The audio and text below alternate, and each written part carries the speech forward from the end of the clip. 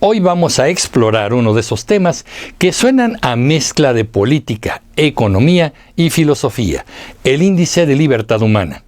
Este nombre puede parecer técnico, frío, algo que solo analistas y expertos entienden, pero en realidad es una herramienta que habla directamente de lo que significa poder vivir con opciones, con derechos, con capacidad de decidir sobre la propia vida y de moverse en el mundo sin ataduras innecesarias. Y sí, es un índice que se publica cada año y que está a su alcance para consultarlo si quieren profundizar más.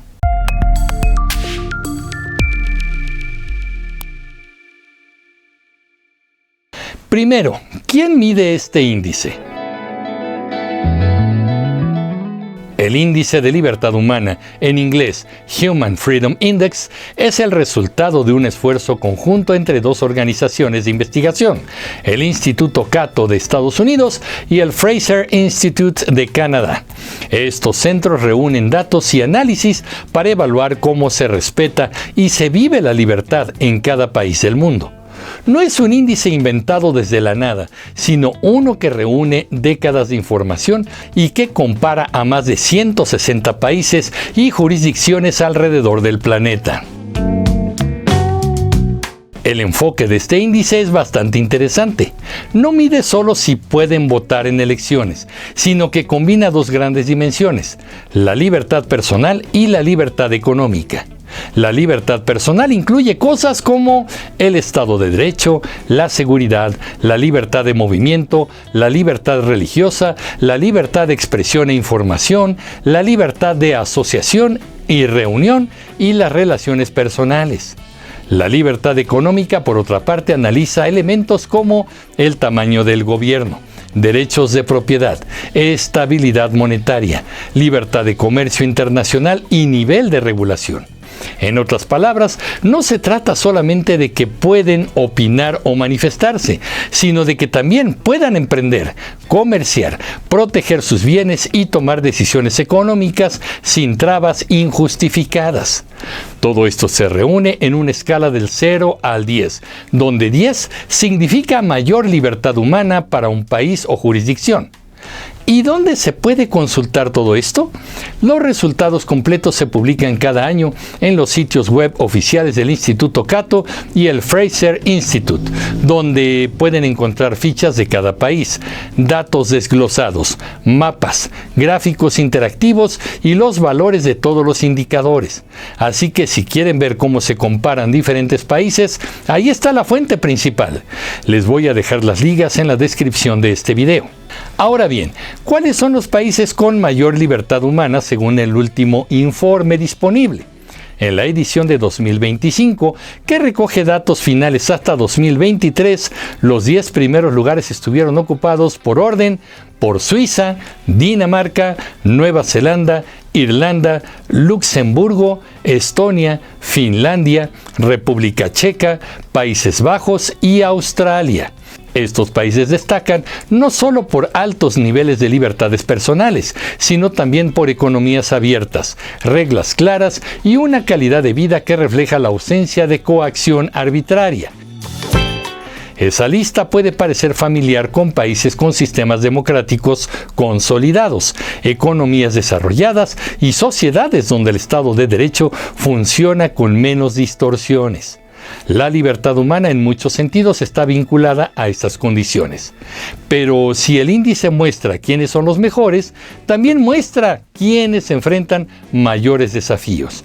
En el extremo opuesto, entre los países con menor libertad humana, están China, Rusia, Arabia Saudita, Venezuela, Irán y Siria.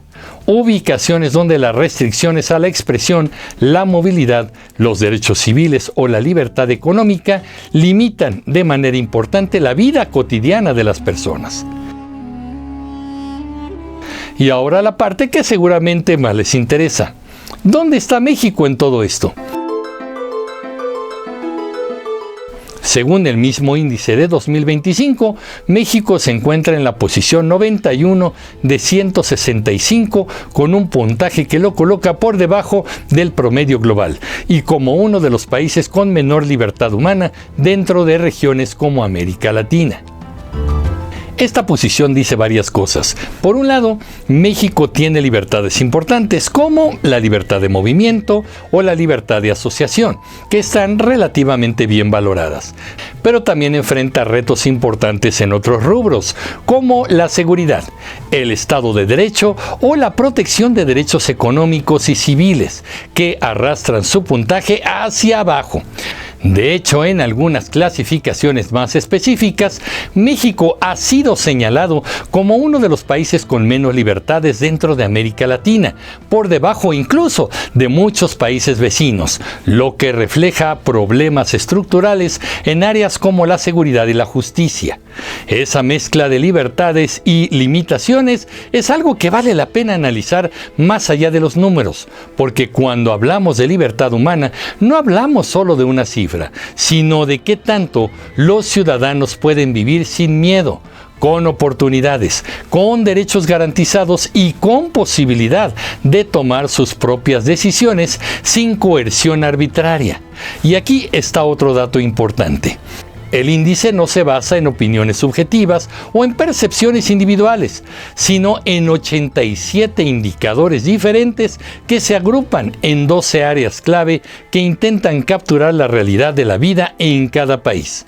Esto permite comparaciones más objetivas entre naciones y a lo largo del tiempo. Este índice también muestra una tendencia mundial que puede sorprender. Después de una caída significativa en libertad humana alrededor de la pandemia, hubo una recuperación moderada, pero todavía no se alcanza el nivel de libertad que se registraba antes de 2020. Esto indica que la libertad humana a nivel global puede verse afectada por fenómenos como crisis sanitarias, restricciones del gobierno o situaciones económicas complicadas. Por último, vale la pena destacar que aunque los países más libres del mundo suelen ser democracias estables, con economías desarrolladas, no siempre existe una relación directa sencilla. Cada país tiene su propia mezcla de culturas, instituciones, historias y estructuras sociales que influyen en cómo se vive la libertad. El índice trata de medir eso con cuidado, pero no puede capturar todos los matices de la vida real. En resumen, el índice de libertad humana es una herramienta valiosa para entender dónde se sitúa cada país en términos de libertades personales y económicas. Mide con rigor, publica datos abiertos y permite comparaciones globales. Y cuando vemos que países como Suiza o Nueva Zelanda encabezan la lista o que México se encuentra más abajo, eso nos invita a reflexionar sobre qué significa la libertad en la práctica y qué objetivos pueden ser prioritarios para mejorarla. Si quieren profundizar en los datos, los valores específicos y las tendencias por país, les recomiendo visitar directamente la página oficial del índice o los informes completos del Instituto Cato y del Fraser Institute, donde todo está detallado con transparencia. Les dejo los enlaces en la descripción de este video.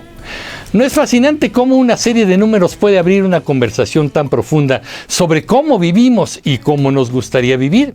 Eso es lo que el índice de libertad humana nos invita a pensar más allá de etiquetas, hacia realidades concretas. ¿Pero qué opinan, comunicativos? Yo soy Emilio Pineda y los espero en el próximo capítulo de Comunicreando. Pásenla bien. Hasta pronto.